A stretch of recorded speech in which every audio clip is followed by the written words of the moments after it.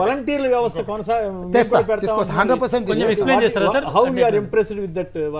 డెఫినెట్గా ప్రజల దగ్గరికి చేరడానికి, ప్రజలకు విషయాలను చేరవేర్చడానికి, అక్కడ ఉన్న సమస్యలు ఆ వాలంటీర్కు తెలుసు కాబట్టి మన అందరికంటే కూడా అవగాహన ఉన్నప్పుడు ఆ వాలంటీర్ వ్యవస్థ అనేది ప్రజలకు ఉపయోగపడుతుంది. సరే, దాని నిర్వహణలో ఏమైనా లోపాలు ఉంటే సవరించుకుంటాము.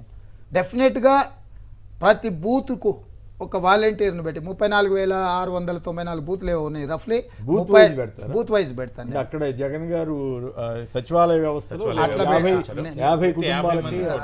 నేను అట్లా పెట్టాను. ఈచ్ పోలింగ్ బూత్ లో ఒక వాలంటీర్ పెడతామా, సహాయకుడు అని పెడతామా, ఇంకోటి పెడతామా, టైటిల్ అనేది ఒకటి. ప్రతి బూత్ లో 35,000 మందిని అక్కడ ఉండే ప్రజల యొక్క అవసరాలు, ప్రజల యొక్క గుర్తింపు అన్నిటిని క్రోడీకరించి, క్రమబద్ధీకరించి, వాళ్ళ సమస్యలు తెలుసుకొని, వాళ్ళ అవసరాలు తెలుసుకొని, వాళ్ళ అర్హత తెలుసుకొని ఒక పాలసీ డాక్యుమెంట్ చేసి గవర్నమెంట్కి ఇస్తే నాకు ఈజీ టు ఇంప్లిమెంట్. రెండవది, నా విధానంలో స్టేట్ను పరిపాలించడానికి ఒక సెక్రటేరియట్ ఉంది. అంటే స్టేట్ లెవెల్ డెసిషన్స్కి it is very similar. District level secretariat ఉంటుంది, అంటే పార్లమెంట్ లెవెల్. డిస్ట్రిక్ట్ అంటే ఇప్పుడున్న డిస్ట్రిక్ట్లు అవి డిస్ట్రిక్ట్స్ కావు, దాని గురించి ఇక చర్చనే అనవసరం. పార్లమెంట్ వైజ్ సెక్రటేరియట్ ఉంటుంది, అసెంబ్లీ వైజ్ సెక్రటేరియట్ ఉంటుంది. ఒక అసెంబ్లీలో అసెంబ్లీ లెవెల్ సెక్రటేరియట్ ఉంటుంది. అసెంబ్లీ స్థాయిలో డిఈ అధికారులు కానీ, సంబంధిత అధికారులు కానీ, ఎంఆర్ఓలు కానీ, ఎంపీడీఓలు కానీ, అంటే నియోజకవర్గ స్థాయి అధికారులందరినీ కూడా ఒకటే క్యాంపస్లకు పట్టుకొని వస్తాను. ఆ నియోజకవర్గంలో ఉండే ప్రజలు అసెంబ్లీ లెవెల్ సెక్రటేరియట్కి వస్తే ప్రతి అధికారిని అక్కడనే కలిసి ప్రతి సమస్యను, అసెంబ్లీ యాజ్ ఏ యూనిట్. అంటే ఇప్పుడు రాజకీయ పరిపాలన వ్యవస్థ సింక్ అయినప్పుడే మనకు ఈ వ్యవస్థలు ముందుకు సాగుతాయి. అందులోనే ఎమ్మెల్యేకు ఆఫీస్ ఇస్తాను, అందులోనే ఎంపీ వస్తే కూర్చోవడానికి ఆఫీస్ ఇస్తాను. ఎంపీకి 7 అసెంబ్లీలలో ఒక ఆఫీస్ ఉంటుంది.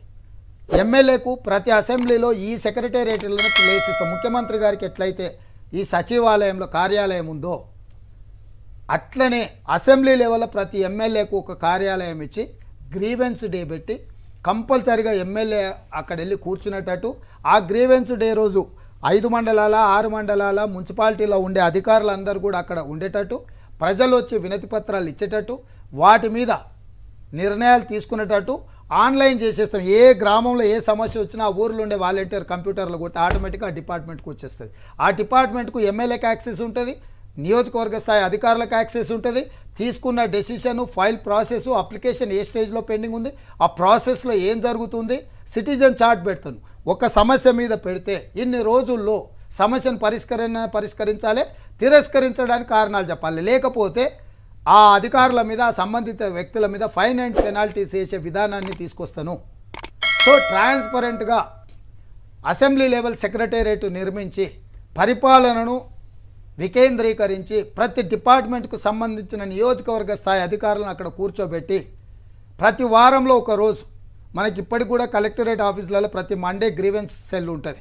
కలెక్టర్ అక్కడ ఉండే వాళ్ళు కూర్చొని ప్రజలు వచ్చే వినతి పత్రాలు అన్నీ తీసుకుంటారు ఎవ్రీ మండే. సో నేను దాంట్లో ఎమ్మెల్యేలను కూడా భాగస్వామ్యం చేయదలుచుకున్నా, ఎమ్మెల్యే స్థాయిలో. సో సమస్యలన్నీ కూడా గ్రామ స్థాయి, మండల స్థాయి, నియోజకవర్గ స్థాయి, వీటి పరిష్కారమే రెవెన్యూ డివిజన్ లెవెల్ ఉంటుంది, వీటి పరిష్కారమే డిస్ట్రిక్ట్ లెవెల్ ఉంటుంది, వీటి పరిష్కారమే స్టేట్ లెవెల్ ఉంటుంది. They need not to come secretariat.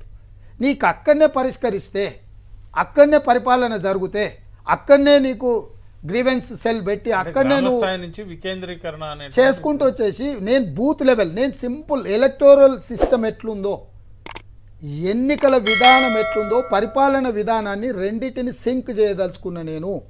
నువ్వు బూత్ లెవెల్లో ఎట్లయితే ఎన్నికలు అడుగుతున్నావు, బూత్ లెవెల్లో సంక్షేమాన్ని అమలు చేస్తావు, బూత్ లెవెల్లో డెవలప్మెంట్ అమలు చేస్తావు. మండల్ లెవెల్లో నువ్వు ఎట్లయితే ఎన్నికలు చేస్తున్నావు, mandal level as a unit.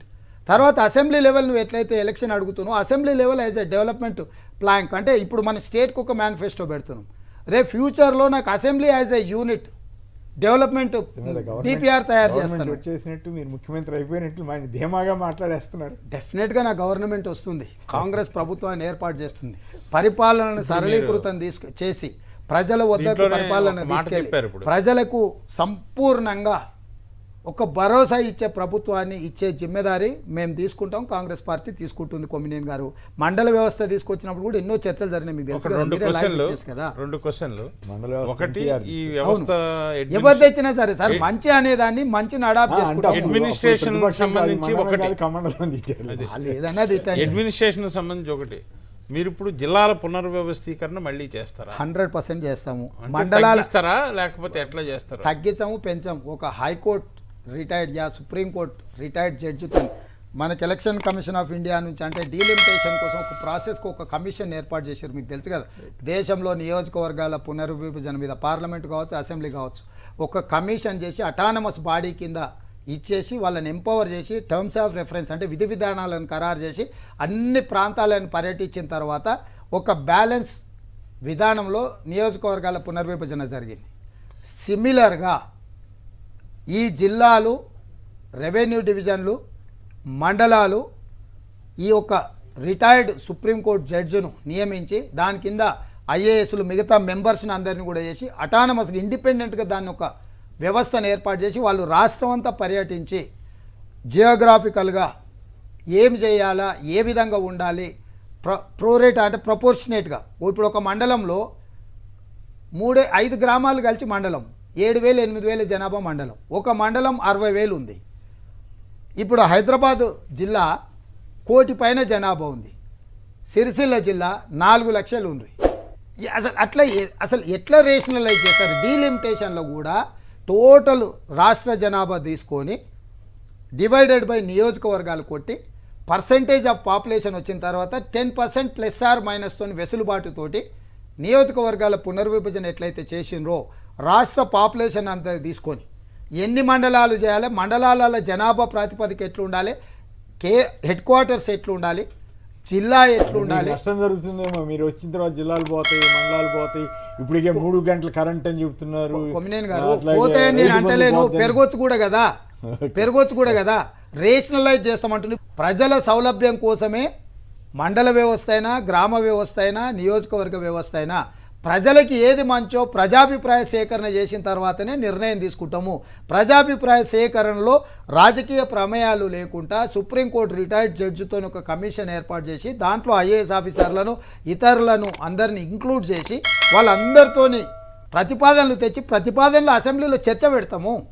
చర్చ పెట్టి ప్రతిపక్షాలు అందరు సూచనలు తీసుకుంటాం. మీ పోటీ అనుభవజ్ఞులు అందరిని కూడా ఆ కమిషన్ ముందర మీరు సూచనలు ఏమని ఇవ్వండి. తెలంగాణలో మేధావులకు తక్కువ లేరు, పరిపాలనలో అనుభవం ఉన్నోళ్ళు తక్కువ లేరు, వాళ్ళందరినీ కూడా అడుగుతాము. ప్రజలని భాగస్వాములు చేస్తాం మేము చేసే నిర్ణయంలో.